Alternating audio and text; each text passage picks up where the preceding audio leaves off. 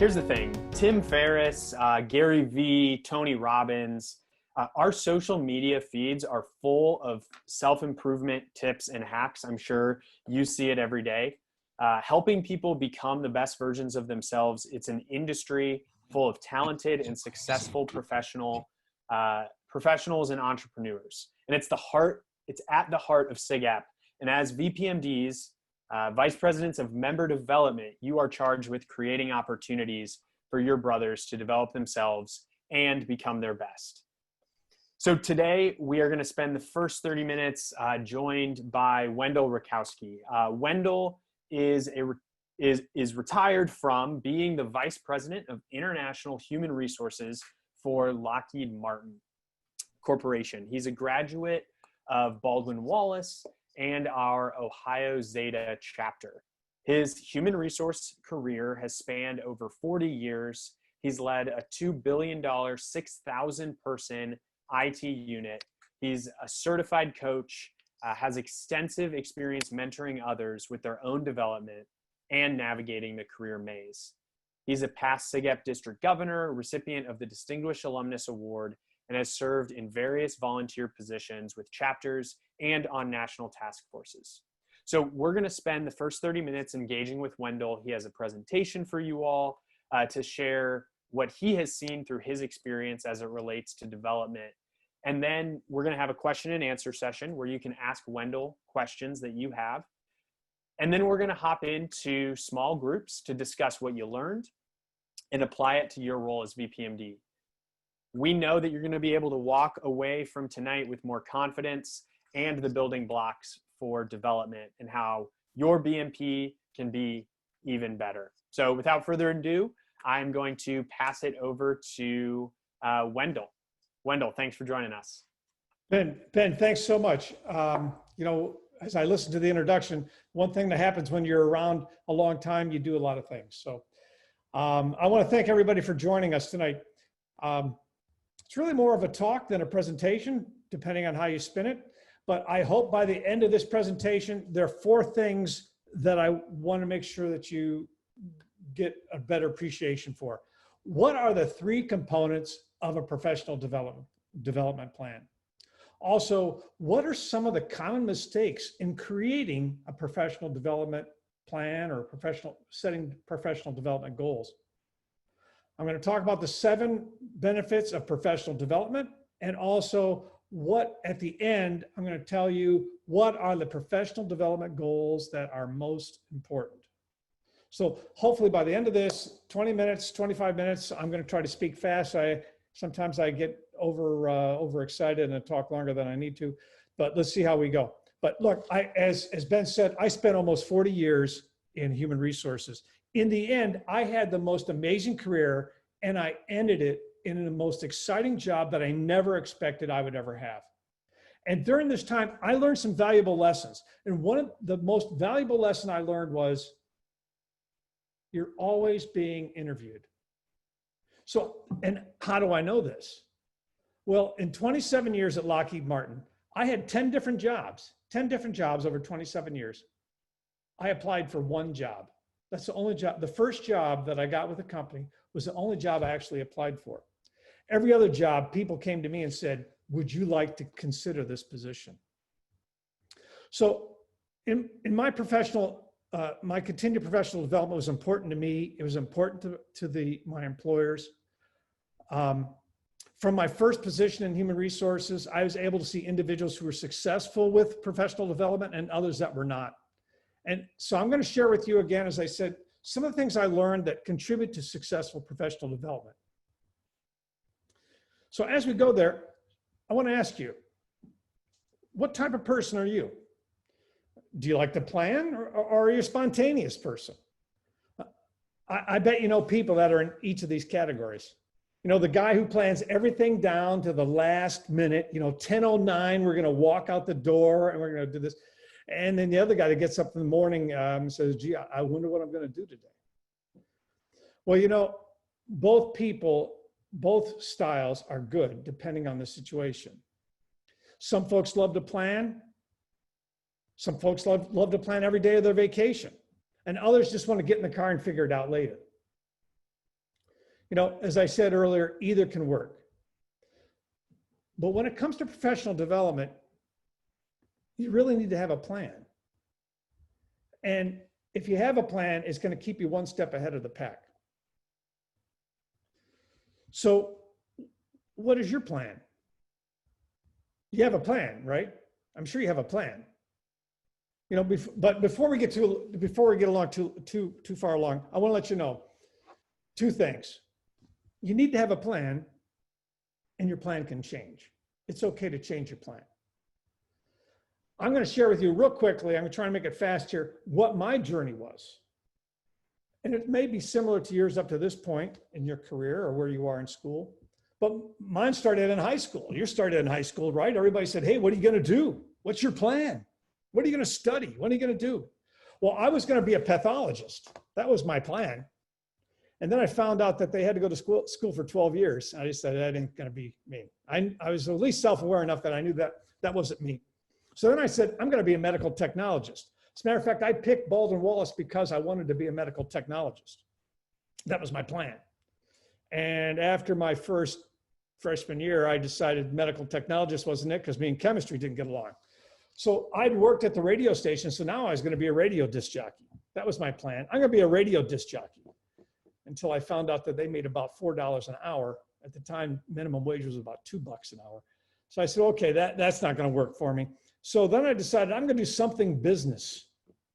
And that's what it was, something business. It was a goal. I didn't know exactly what it was, but it's going to be something business.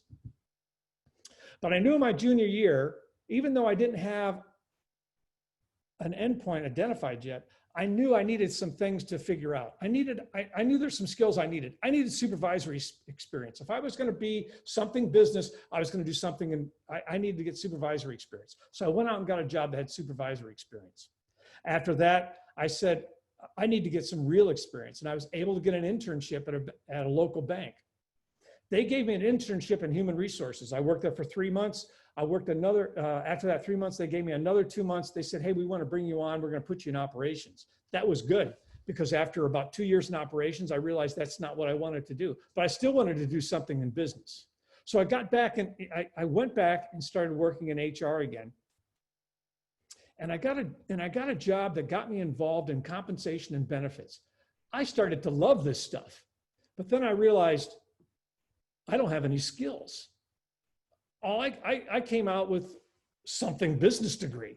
I didn't have any comp and benefits degree. So I need to decide what type of development do I need to get in order to be a compensation and benefits person?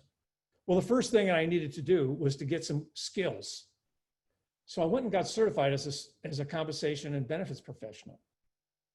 After that, I said, okay, I want to become the head a head compensation and benefits person for a medium-sized company.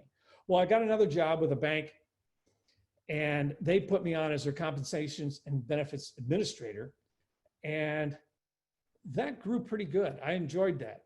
But after I got to that, I said, what's next? What do I need to do next in order to put this career together of something business? Well, now it's starting to come into focus because now I knew I wanted to do compensation benefits. And I also decided, hey, I wanted to be the head compensation and benefits professional for a big corporation.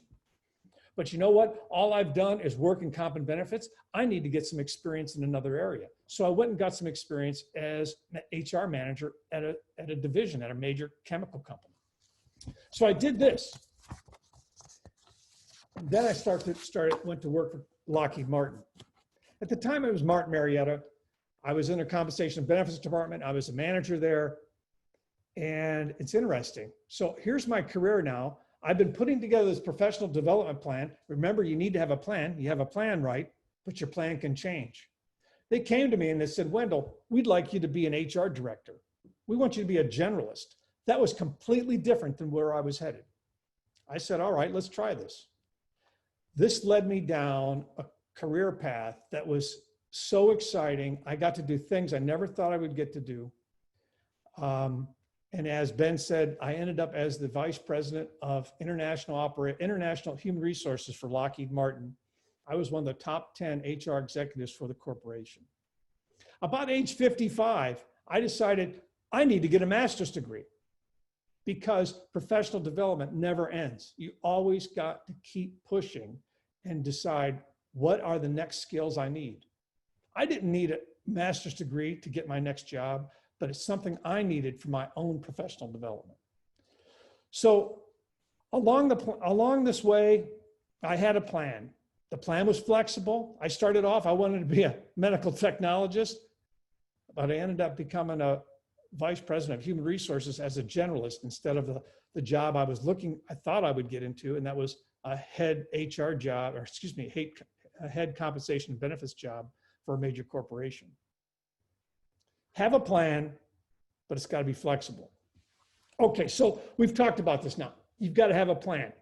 So where do you start with your own personal professional development? First, you need a direction. Maybe I call it like an overarching direction. The answer to what do you want to be? You know, when you go home and people in the neighborhood say, so what do you want to be? Right? So we go on, and so the first question is, what is it you want to be? Well, mine was, I wanted to be something business. So it can be general like that. I mean, if you're not sure what it is that you want to be, something business is good, something engineering is good, something, you know, legal, for example, might be good. Or you might just want to say, hey, I want to be a lawyer. I want to be an accountant. But either way, you got to have a plan. Overarching, step one, overarching, where am I headed? Next is, what skills developments do you need? What do I need now to obtain this objective? And these are your professional development goals. So these are the goals that you'd be putting together. And some are going to be obvious to you. Some of them are not going to be obvious to you. Early on, things like leadership skills or problem-solving skills, and others will become, and later on, you'll get more specific, maybe like, as I said, supervisory experience, or maybe you need a specific skill. Like I went back and became a certified compensation and benefits professional. And then lastly, so first, overarching goals, then what skills do you need? And then the last thing, which is the hardest thing, you need to write it down. You need to put it down on paper. I know this sounds silly, and we're going to talk about this a number of times, but you need to write this down. And does it really matter? Yes, it really matters. It sort of feels childish to write down your goals. Can I just keep them in my head and I can work on them and move on? Well, the answer is no, you really can't. Again, I'm going to talk a little bit about this. Professional development isn't that simple. Well, it might seem like it's a tedious or unnecessary exercise to set these goals and set strides to reach them. You're actually going to be doing more for your development by putting these down, putting your goals down and working towards them than maybe completing some tactical project. It's not uncommon. I've seen this in my career. People say, look, I'm smart enough. I don't need to write these things down. Again, as tedious as finding time it is to type up your goals and write them down, having a physical record to hold yourself accountable is the easiest way to stay focused and stay accountable. So those are the three components: overarching goal, what skills do you need to work on, and write it down. What are some of the common mistakes people make? Number one is what I call writing solo. People want to do this themselves.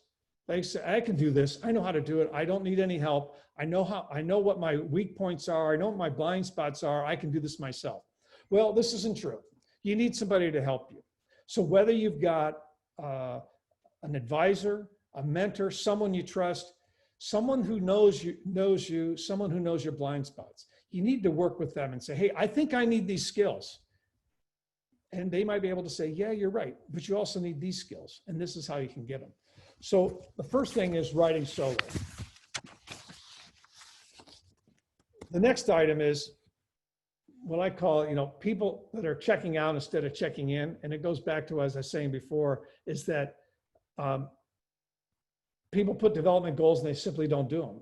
They don't write them down. They don't come up with a list of things they need to do to focus on them. They decide it's not going to be exciting to put these goals together. But they say, I'll just figure it out as I go. That isn't going to work. You can't figure it. You're not going to know where you're headed if you don't put it down ahead of time and document it. Another thing I see people do is they only set stretch goals. They only say things like, I'm going to be the vice president of human resources someday. Or, I want to get a salary of $100,000 or whatever your number is. Those are nice dreams to have, but you really need to break it down into something more simplistic, something that you can reach for. As I was working on my something business, I didn't know where I was going to end up, but I did know certain things that I would need. And so I started to work on those things. So you need to continue to focus and pursue your experiences and your training that would benefit yourself in that area.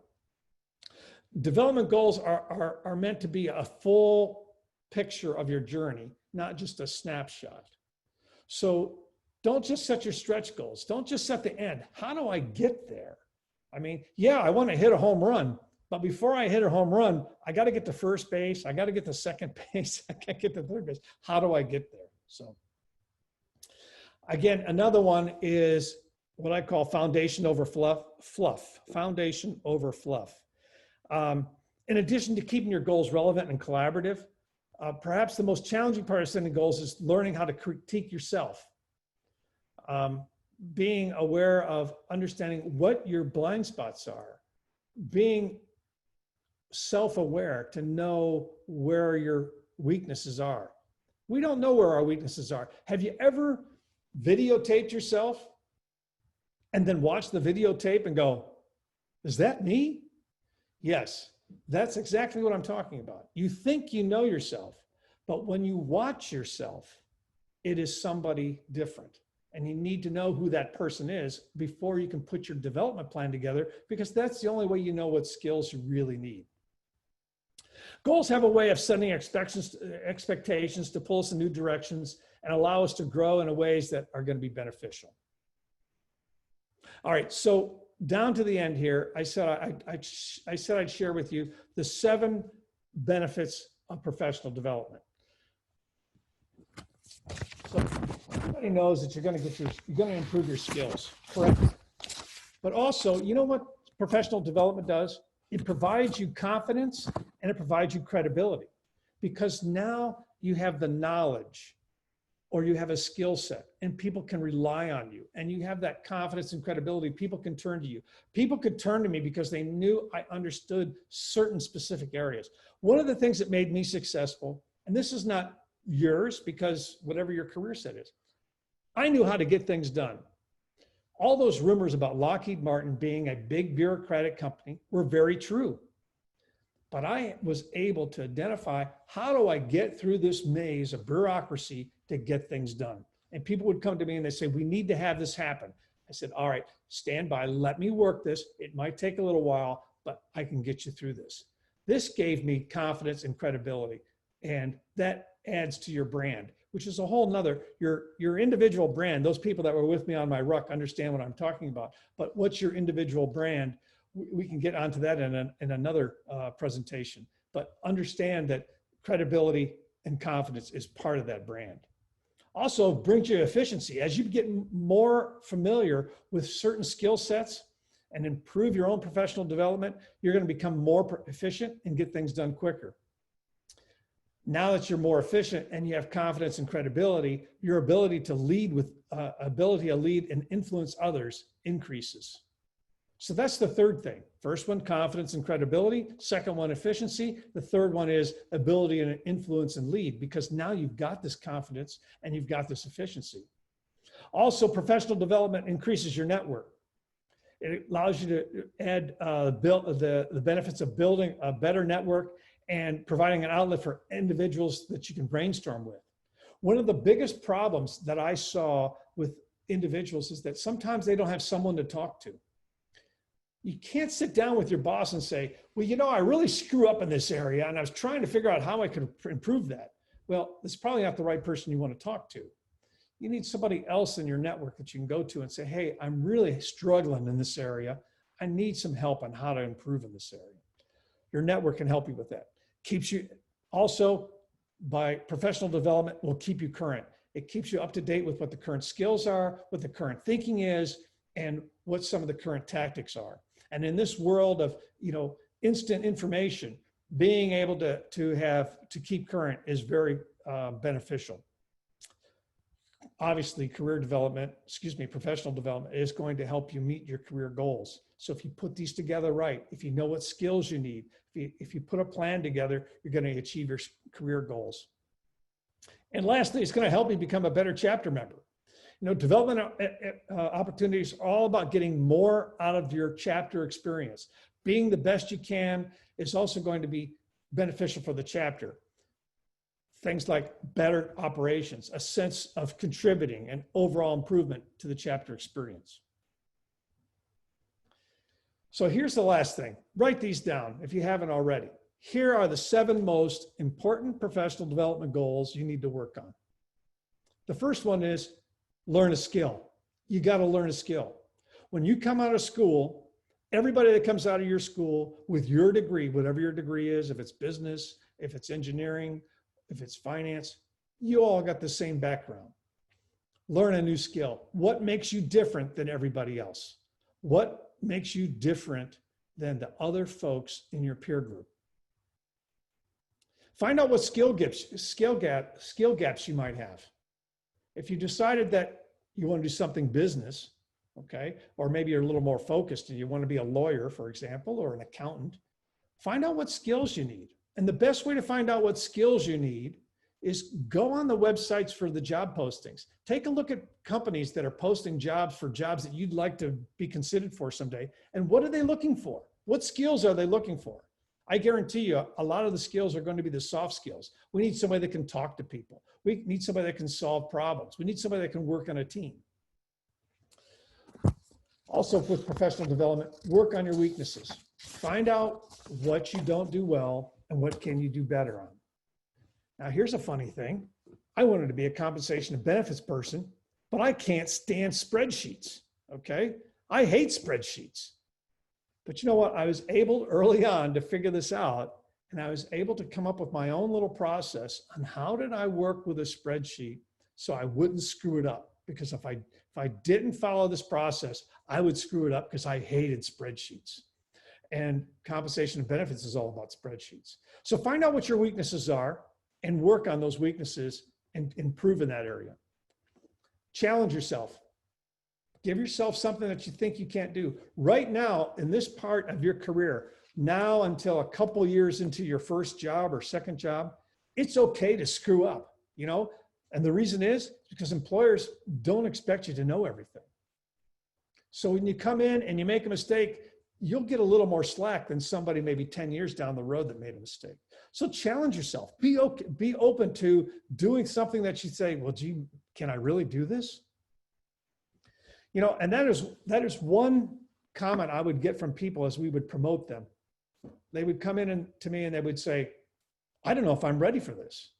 And I'd say, look, how many people did you talk with? And they, I talked about 3 or 4 people. Meaning, how many people did you talk with before in order to get this job? Well, I talked to 3 or 4 people. All 3 or 4 of those people decided you were the right person. They have confidence in you that you can do this job. And it's okay to go into a job with a little new job anxiety. So challenge yourself. Communicate better. How do you communicate right now? You know how you communicate. Are you someone that communicates well, or do you struggle in talking to other people? In order for you to be successful, you're going to need to be able to talk to folks. You're going to need to be able to present yourself well. What made me successful? Compensation and benefits. Let me stereotype this for a second. Most compensation and benefits people are very number focused and they can't talk to people. I was fortunate enough that I was able to understand the numbers and present them to people. So again, another thing you need to put in your into your professional development goals is how do I communicate better? You need to read more. I know this sounds silly, but most CEOs are reading about 60 books a year. 88% of the people that are financially successful are reading at least 30 minutes a day. Find something to read. If you're not a book person, then find one of the papers to read. And I suggest something like the Wall Street Journal, a business paper. But reading books will keep you current. Because once you get out of school, 5 years from now, things are going to be changing. and it's good to continue to read. So another professional development goal is to read more. Also, get yourself organized. What do I mean by that? All right, some folks are gonna say, I'm good unorganized. I like the mess. Okay, as long as it's an organized mess and you know where things are. But the mess where you just throw things into the corner, that's not being organized. You've got to get yourself organized. You've got to have a clear workspace. You've got to be uncluttered, because it helps you be efficient and helps you get things done. And then the last thing, the last of the 7, is start networking. You need to start building people into your network. Now, networking is not, hey, let me find somebody that can help me get a job. No. Networking is finding folks that you can interact with, you can build a relationship with, and you can share ideas with, and they can help you and pull you along. Once someone gets to know you, maybe they'll help you find a job. Let me give you an example. I get at least 3 or 4 calls a week, literally still, I'm retired, 3 or 4 calls a week. Wendell, can you help me get a job? I don't know the person. I've never met them. They say, well, we know you're a SigEp, or I met you here. I don't know you. We've got to get to know each other first. Put something into the relationship before you start to take something out. And I sort of say, it's like a savings account. Put money into your savings account or into the relationship before you take money out or try to ask for a favor out from somebody. And again, networking is a whole discussion in itself. So real quickly, those in 20 minutes or less, those are some of the things that I would talk about regarding professional development. As you meet new people and talk to others, some will say you don't need a plan. And you know, there are times when over planning can be the wrong thing and spontaneous is good, like a vacation, maybe after you decided where you want to go. Going out Friday night, being spontaneous is okay, or maybe going to the beach. But in your professional development plan, you probably know a friend or two that doesn't have a professional development plan. You know, I'm going to figure it out. It's probably not the person you want to emulate. Seek out help from someone that you trust, and be sure you write down your plan and update it regularly.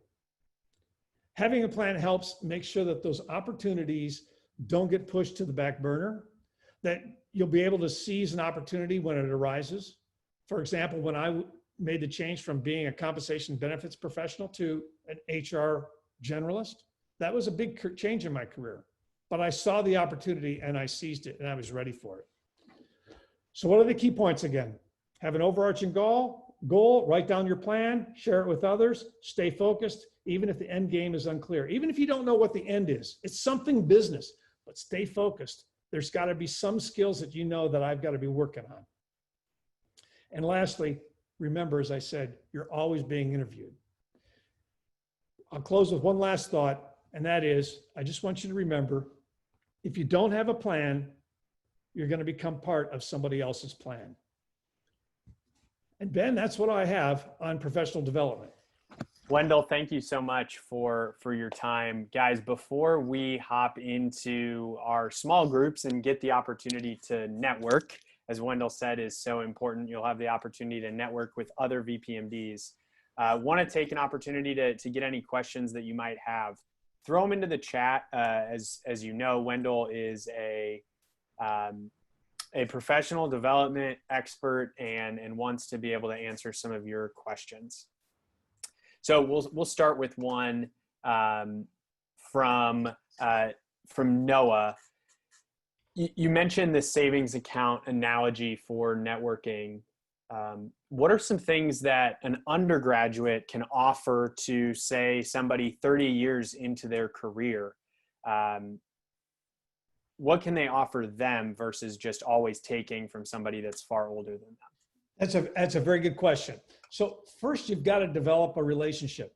So you need to spend some time with the individual, whether that's, hey, let's have coffee, let's have lunch, let's have dinner, whatever. You need to, because you've got to get to know the person, and everyone will want to talk to you about your story, about their story. So someone calls me up and say, Wendell, I'd like to take you to dinner. I'm always good for a free dinner. I want to hear about your story.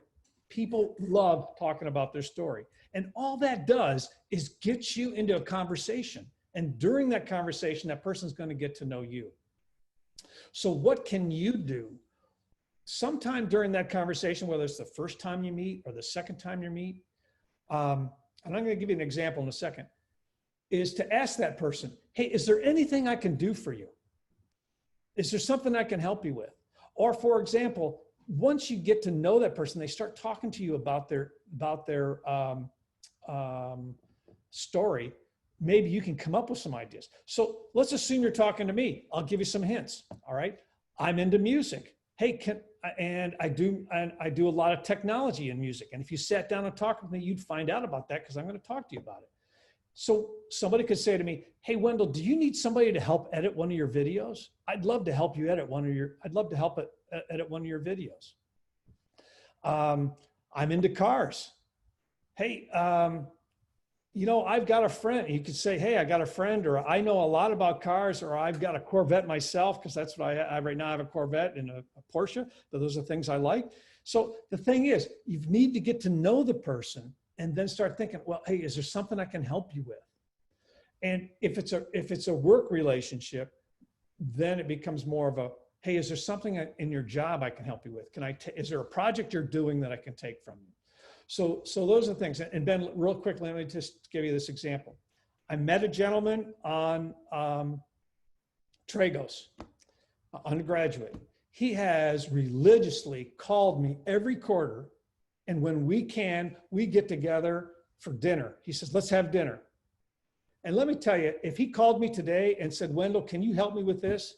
I'd drop everything to help him, because he spent the time, put the time in to build the relationship, and I got to know who that person was. And now I know I confidently can recommend that person, or I want to help that person. So those are some examples. Yeah, that's such a great response and a great example that sometimes people just want to have a relationship and be a mentor. And that's certainly something that you have this relationship with this Quest Scholar, which is really outstanding. We'll finish with just one more question that we have in the chat.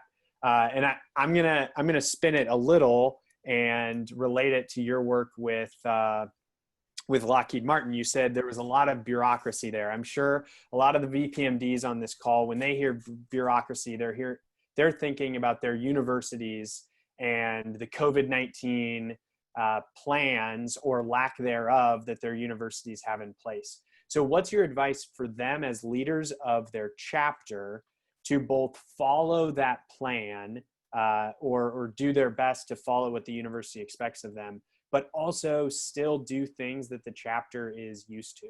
What would your advice be, having somebody that's worked through bureaucracy? So Ben, I don't know if this is answering the question. So if it's not, help me out with this. Yeah. How do you work through bureaucracy? First of all, you need to get to know who the decision makers are. Who are the people making the decisions? And you've got to build a relationship with them, so that when you call them up and say, hey, I need some help with this, they're going to help you, because whether you like it or not. For example, when you go to a restaurant, whether you like that waiter or waitress, that is the person bringing you the food. Okay. So you got to be good to that person. You got to be nice to that person. How can I help this person? I mean, you tick them off and you're never going to get your food. Find out in your bureaucracy, who are the decision makers? Who are the key folks? They may not be somebody with a big title. They may be somebody with a smaller title, but you've got to build a relationship with them. And then that will allow you to maybe present to them, hey, I know that every time we are in this area, we're supposed to do this, but we're wondering, can we do it this way? And then when you ask, can we do it this way? You need to give the rationale. We want to do it this way because this is the benefit that's going to come from it. If you just say, we want to do it this way because we like blue instead of red, it isn't going to happen. You need to say, hey, this is why it's going to be better if we do it this way. That's such a pertinent response to that. If we get connected with our fraternity and sorority life advisors or deans of students or even vice presidents of student affairs, And we reach out and we want to build a relationship with them. That same thing that you brought up of building that network up, including university administrators. Then we ask for permission to do things that will add benefit to our chapter. That's outstanding, Wendell. Thank you so much for spending your time with us this evening. I know that I even took a lot out of this, and we've had plenty of professional development conversations. So thank you so much for being here. The undergraduates are now going to head into their small groups, and volunteers, thank you for being on the call this evening. Guys, during your session tonight in your small groups, you are going to walk away with more ideas of how you can be the best vice president of member development during these times and help develop your undergraduate members in both professional development as well as all of the other pieces of the BMP.